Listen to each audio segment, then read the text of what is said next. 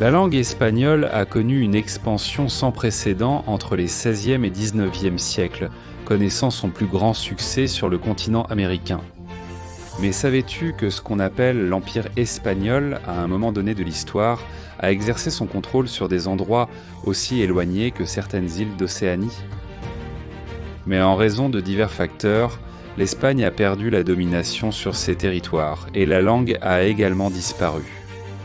Nous te présentons 7 territoires qui ont autrefois fait partie de l'Espagne et où l'on ne parle plus espagnol aujourd'hui.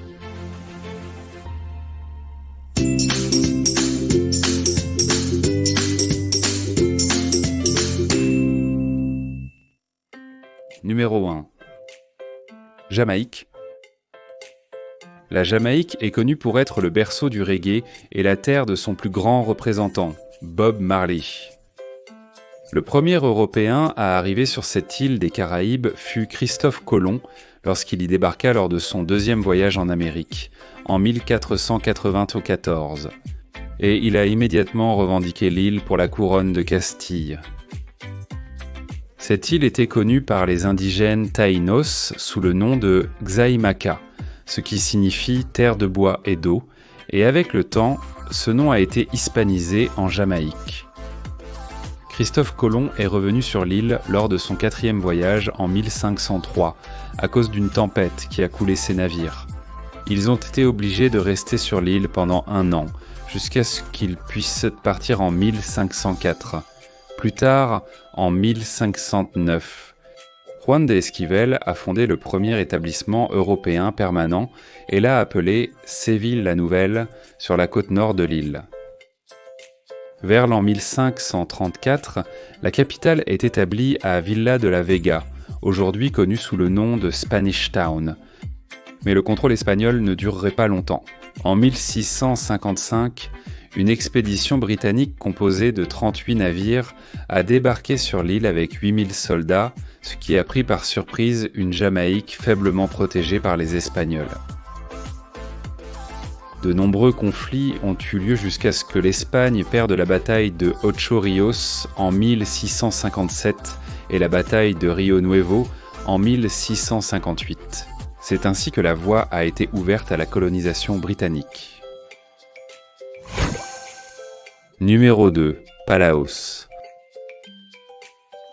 La République des Palaos est un État insulaire qui fait partie de la Micronésie, laquelle fait elle-même partie de l'Océanie.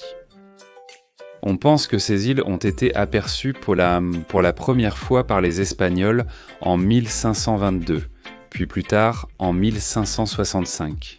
L'archipel est passé sous la juridiction de la Capitainerie générale des Philippines après la conquête de ce pays par l'Empire espagnol. En 1710, la première expédition jésuite a été envoyée depuis les Philippines pour évangéliser l'endroit. Mais la mission s'est terminée en laissant les prêtres Jacques de Véron et Joseph Cortil bloqués, parce que le navire La Trinidad a été emporté au large par une tempête. Malgré les tentatives de sauvetage des prêtres, on a appris par la suite qu'ils avaient été tués et dévorés par les habitants locaux. L'archipel des Palaos est devenu une partie des Indes orientales espagnoles. En 1885, l'Empire allemand a commencé à occuper certaines îles, déclenchant un conflit entre l'Espagne et l'Empire allemand. Cependant, après la défaite lors de la guerre hispano-américaine en 1898, l'Espagne a vendu les îles à l'Empire allemand par le traité germano-espagnol de 1899, mettant fin à des décennies de revendications espagnoles sur les îles. Numéro 3. État fédéré de Micronésie. Juste au nord-est de Papouasie-Nouvelle-Guinée, nous trouvons cet État insulaire souverain. Avec Palaos, il forme ce qu'on appelle les îles Carolines, connues pour leurs nombreux atolls et plages paradisiaques. Les premiers explorateurs européens furent les Portugais, à la recherche des îles aux épices d'Indonésie. Par la suite, au XVIe siècle, les Espagnols arrivèrent, déclarèrent leur souveraineté et fondèrent les colonies de Santa Cristina, de Yap et Santiago de Ponape. Plus tard, en 1886, le gouverneur Don Isidro Posadillo.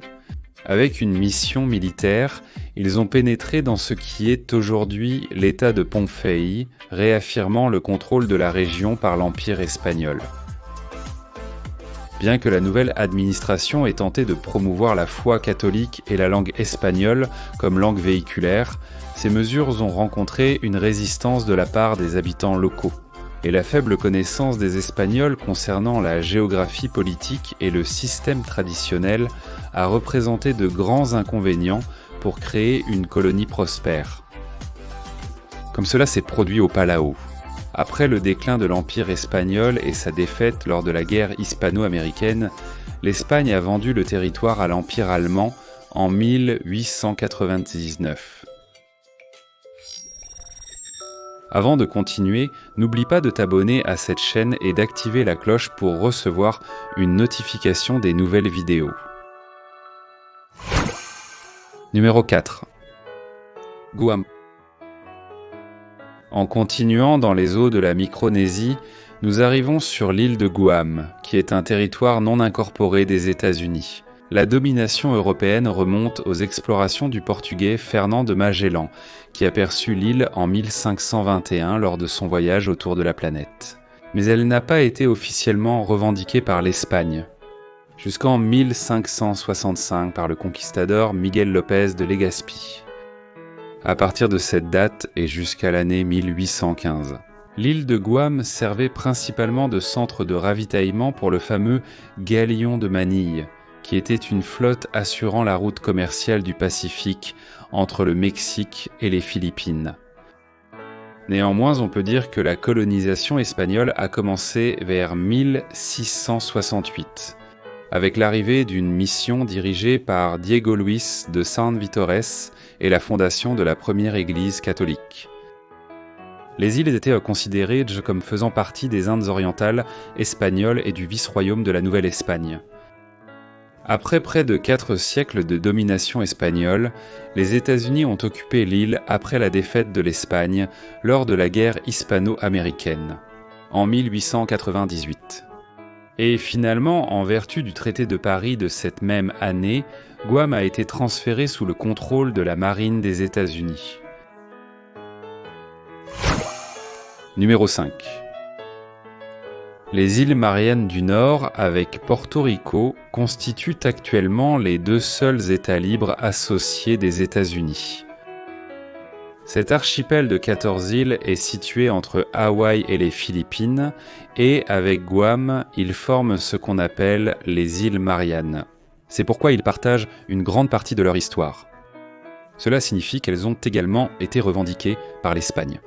Depuis 1565 et au XVIIe siècle, elles ont été évangélisées par des missions dirigées par le jésuite Diego Luis de San Vitores.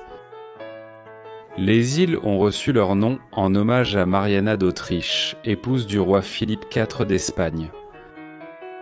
À la différence de Guam, les Mariannes ont également été vendues à l'Allemagne après la défaite de l'Espagne lors de la guerre hispano-américaine, tout comme les Palau et les États fédérés de Micronésie.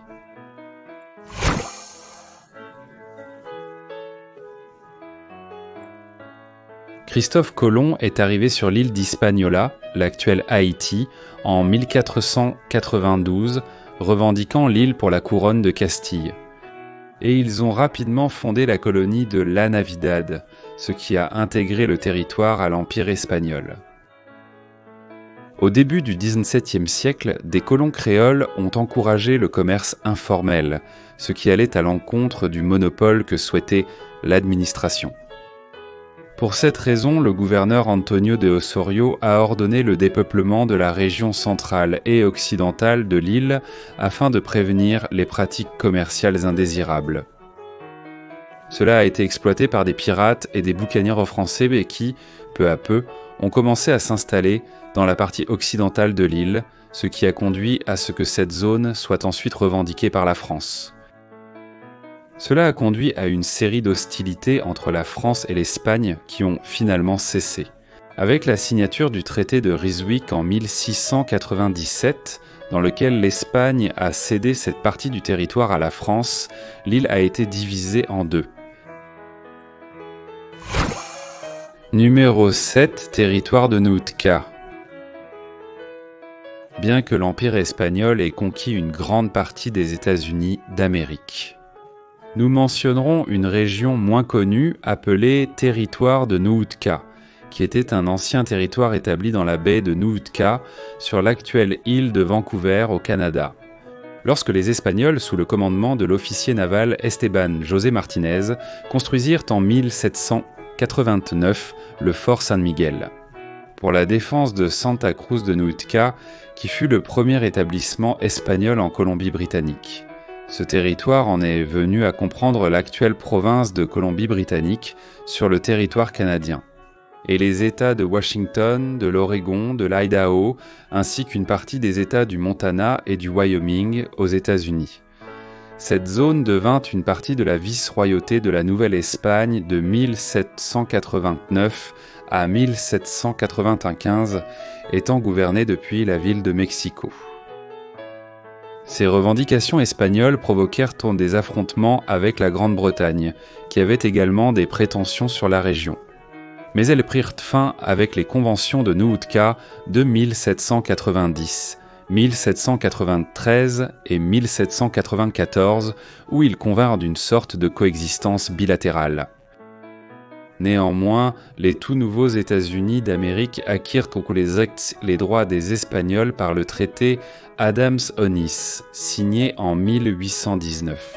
Là, l'Espagne abandonna le contrôle du territoire et cela provoqua de nouveaux affrontements, cette fois entre la Grande-Bretagne et les États-Unis, qui furent finalement résolus par la division de la zone dans le traité de l'Oregon, où la frontière entre la domination britannique et les États-Unis fut établie. C'est tout pour aujourd'hui. Si tu as aimé cette vidéo, n'oublie pas de mettre un like et de t'abonner à cette chaîne. Je t'invite aussi à activer la cloche pour te rappeler quand il y aura une nouvelle vidéo. À très bientôt.